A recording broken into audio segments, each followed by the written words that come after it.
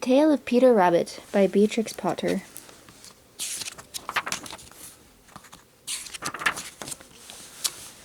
Once upon a time, there were 4 little rabbits, and their names were Flopsy, Mopsy, Cottontail, and Peter. They lived with their mother in a sandbank underneath the root of a very big fir tree. "Now, my dears," said old Miss Rabbit one morning, "you may go into the field or down the lane, but don't go into Mr. Mcgregor's garden. Your father had an accident there. He was put in a pie by Mrs. Mcgregor. Now run along and don't get into mischief. I'm going out." Then old Mrs. Rabbit took a basket and her umbrella and went through the wood to the baker's. She bought a loaf of brown bread and 5 currant buns. Flopsy, Mopsy, and Cottontail, who were good little bunnies, went down the lane together to gather blackberries. But Peter, who was very naughty, ran straight away to Mr. Mcgregor's garden and squeezed under the gate. First he ate some lettuce, then some French beans, then he ate some radishes.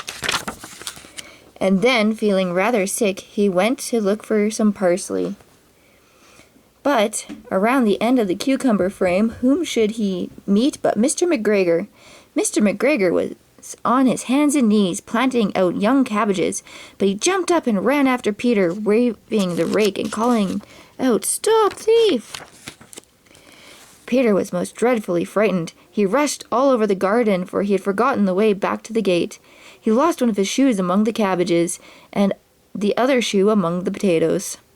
After losing them, he ran on 4 legs and went faster, so that I think he might have got away altogether, if he had not unfortunately ran into the gooseberry net and got caught by the large buttons on his jacket. It was a blue jacket with brass buttons, quite new. Peter gave himself up for lost and shed big tears, but his sobs were overheard by some friendly sparrows, who flew to him in great excitement and implored him to exert himself. Mr. Mcgregor came up with a sieve, which he intended to pop upon the top of Peter, but Peter wiggled out just in time, leaving his jacket behind him, and rushed into the tool shed and jumped into a can. It would have been a beautiful thing to hide in if it had not had so much water in it. Mr. Mcgregor was quite sure that Peter was somewhere in the tool shed, perhaps hidden underneath the flower pot. He began to turn them over carefully, looking under each.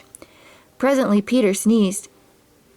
"Curty-shoo! Curty-shoo!" Mr. Mcgregor was after him in no time, and tried to put his foot upon Peter, who jumped out the window, upsetting 3 plants.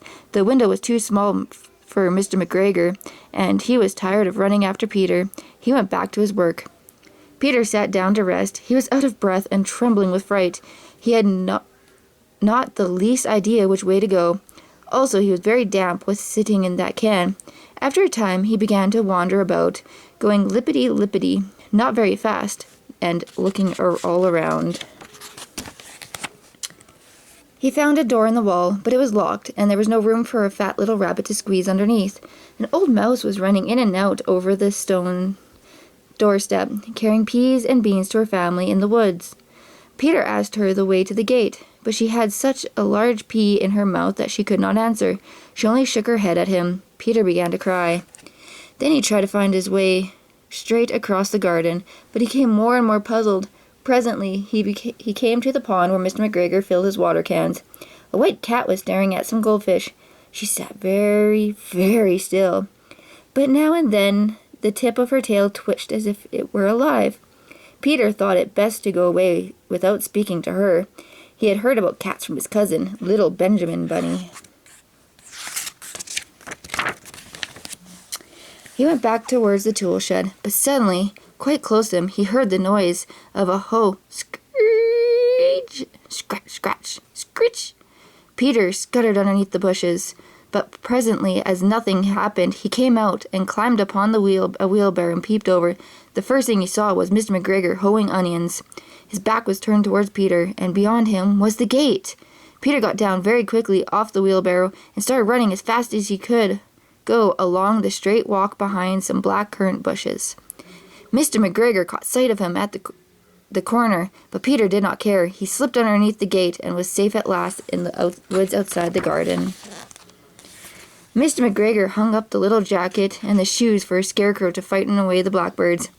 Peter never stopped running or looked behind him till he got home to the big fir tree. He was so tired that he flopped down upon the nice soft sand on the floor of the rabbit hole and shut his eyes. His mother was busy cooking. She wondered what had he done with his clothes. It was the second little jacket and pair of shoes that Peter had lost in a fortnight. I am sorry to say that Peter was not very well during that evening. His mother put him to bed and made him some chamomile tea. She gave a dose of it to Peter, 1 tablespoonful to be taken at bedtime. But Flopsy, Mopsy, and Cottontail had bread and milk and blackberries for supper.